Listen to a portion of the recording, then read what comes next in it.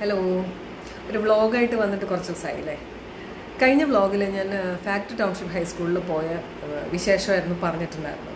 അപ്പോൾ അത് കഴിഞ്ഞപ്പോൾ എനിക്ക് ഒരുപാട് മെസ്സേജസ് കിട്ടി. ഭയങ്കര സന്തോഷമായി അത് കണ്ടപ്പോൾ. പഴയ ഓർമ്മകളൊക്കെ തിരിച്ചു വന്നു.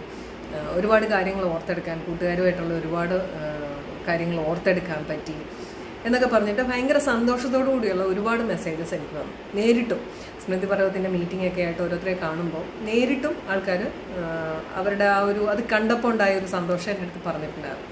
അപ്പോൾ ഇന്ന് ഞാൻ പിന്നെ സ്കൂളിൽ പോകുന്നുണ്ട്. നമ്മുടെ സ്മൃതി പർവ്വത്തിനോടനുബന്ധിച്ച് ഒരു മെഗാ തിരുവാതിര നടത്തുന്നുണ്ട്. അപ്പോൾ അതിൻ്റെ പ്രാക്ടീസിനായിട്ട് ഇന്ന് ആദ്യമായിട്ട് ഞങ്ങൾ സ്ത്രീകളെല്ലാവരും കൂടി, ഇത്രയും ദിവസം ഓൺലൈനിലൊക്കെ ആയിരുന്നു പ്രാക്ടീസും കാര്യങ്ങളുമൊക്കെ, ഞങ്ങൾ നേരിട്ട് കണ്ട് അവിടുത്തെ സ്റ്റേജിൽ ഒന്നിച്ച് ഒരു പ്രാക്ടീസ് നടത്താൻ വേണ്ടിയിട്ട് പോവാണ്. അപ്പോൾ എനിക്ക് തോന്നി ആ വിശേഷങ്ങളും കൂടെ നിങ്ങളുടെ കൂടെ ഒന്ന് ഷെയർ ചെയ്യാം. അപ്പോൾ അന്ന് ഞാൻ പറഞ്ഞതിലൂടെയല്ലേ നിങ്ങൾക്ക് ഓർമ്മകൾ വന്നത്. ഇന്ന് ഞാൻ അതെല്ലാം കാണിച്ചു തരാം. അപ്പോൾ നമുക്ക് സ്കൂളിലേക്ക് പോകാം. ട്രെയിനിങ് സ്കൂളിൻ്റെ അവിടുന്ന് കണ്ടെയ്നർ റോഡിലേക്കുള്ള റോഡാണിത്. ടൗൺഷിപ്പിനകത്തൂടെ രണ്ട് സൈഡിലും ചെടിയൊക്കെ വെച്ച് നല്ല മനോഹരമാക്കിയിട്ടുണ്ട് ഇപ്പോൾ ആ ഭാഗം. സിഗ്നൽ വെയിറ്റ് ചെയ്ത് നേരെ ക്രോസ് ചെയ്ത് അപ്പുറത്ത് പോകുമ്പോഴാണ് നമ്മുടെ സ്കൂളിലേക്കുള്ള എൻട്രി. അതാ എൻ്റെ ഗേറ്റാണ്. സിഗ്നൽ വെയിറ്റ് ചെയ്യായിരുന്നു ഞാൻ. നമ്മുടെ സ്കൂളിൻ്റെ സൈൻ ബോർഡ്. അവിടുന്ന് റൈറ്റിലേക്ക് തിരിയുമ്പോഴാണ് നമ്മുടെ സ്കൂള്. ലെഫ്റ്റിലേക്ക് പോകുമ്പോഴാണ് ഉദ്യോഗമണ്ഡൽ സ്കൂളുള്ളത്. ആ റോഡിന് ഒരുപാട് മാറ്റങ്ങളൊന്നും സംഭവിച്ചിട്ടില്ല. പണ്ടത്തെ മരങ്ങളെല്ലാം കുറച്ചും കൂടെ വലുതായി നല്ലോണം ഇലച്ചിലൊക്കെ ആയിട്ട് കാടുപോലെ ആയിട്ടുണ്ട്. നമ്മുടെ ഗേറ്റിൽ 2 കാറൊക്കെ കിടപ്പുണ്ട്. ആൾക്കാരെത്തി തുടങ്ങി. നമ്മുടെ സ്കൂൾ ഗ്രൗണ്ട്, സൈക്കിൾ ഷെഡ്, പ്രൗഢഗംഭീരമായ ഫാക്ടറി ടൗൺഷിപ്പ് ഹൈസ്കൂൾ.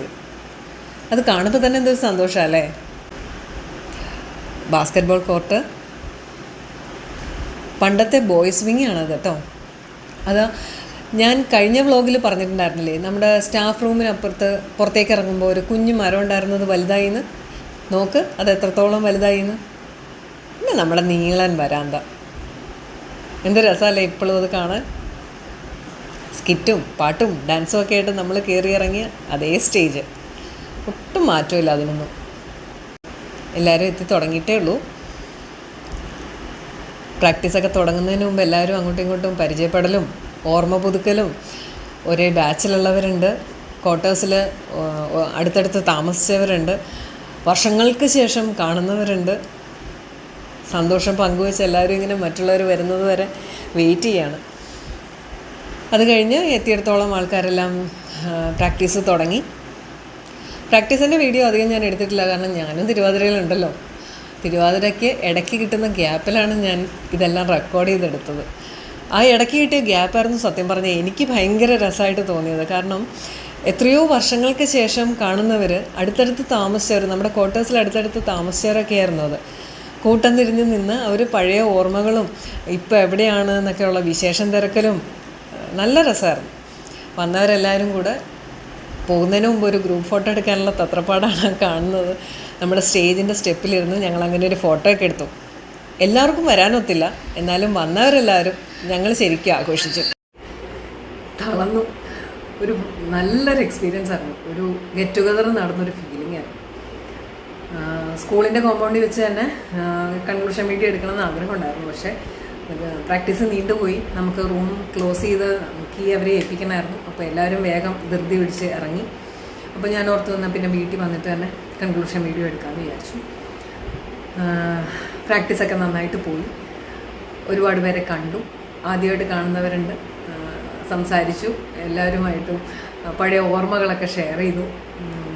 ആൺകുട്ടികളും പെൺകുട്ടികളും സെപ്പറേറ്റ് വിങ്ങിലുണ്ടായിരുന്ന കാലത്തുള്ളവരും കോ എഡ്യൂക്കേഷൻ പോലെ ഒന്നിച്ച് പഠിച്ചവരും, അങ്ങനെ ശരിക്കും രസമായിരുന്നു. ഞാനപ്പോൾ ആലോചിച്ചത്, സ്മൃതി പർവ്വത്തിന് 1963 1ാമത്തെ ബാച്ച് തൊട്ട് ഇന്ന് ഇതുവരെ പഠിച്ചിറങ്ങിയ എല്ലാ പൂർവ്വ വിദ്യാർത്ഥികളും ചേർന്നിട്ടുള്ളൊരു ഗെറ്റ് ടുഗദറാണ് സ്മൃതി പർവ്വം എന്നതുകൊണ്ട് വിഭാവനം ചെയ്യുന്നത്. അങ്ങനെ എല്ലാവരും വരികയാണെങ്കിൽ എന്ത് രസമായിരിക്കും അല്ലേ. അപ്പോൾ സ്മൃതി പർവ്വത്തിന് രജിസ്റ്റർ ചെയ്യാത്തവർ രജിസ്റ്റർ ചെയ്യണം. ലൈഫ് മെമ്പർഷിപ്പ് എടുക്കാൻ, നമ്മുടെ അലുമിനി അസോസിയേഷനിൽ ലൈഫ് മെമ്പർഷിപ്പ് എടുക്കാനുള്ളവർ ആ കാര്യം മുന്നോട്ട് കൊണ്ടുപോവുക. ഏറ്റവും ഇമ്പോർട്ടൻ്റ് ആയിട്ട് സ്മൃതി പർവ്വത്തിന് അറ്റൻഡ് ചെയ്യുക. ഏപ്രിലിൽ 2 ദിവസം എല്ലാ തിരക്കുകളും മാറ്റിവെച്ച് ഫാക്ട് സ്കൂളിൽ പഠിച്ചിറങ്ങിയ ആരൊക്കെ എവിടെയൊക്കെ ഉണ്ടോ എല്ലാവരും ഒത്തുചേരുക എന്നുള്ളത് ഒരു വലിയ എക്സ്പീരിയൻസ് ആയിരിക്കും. ഭയങ്കര വലിയൊരു സന്തോഷമായിരിക്കും.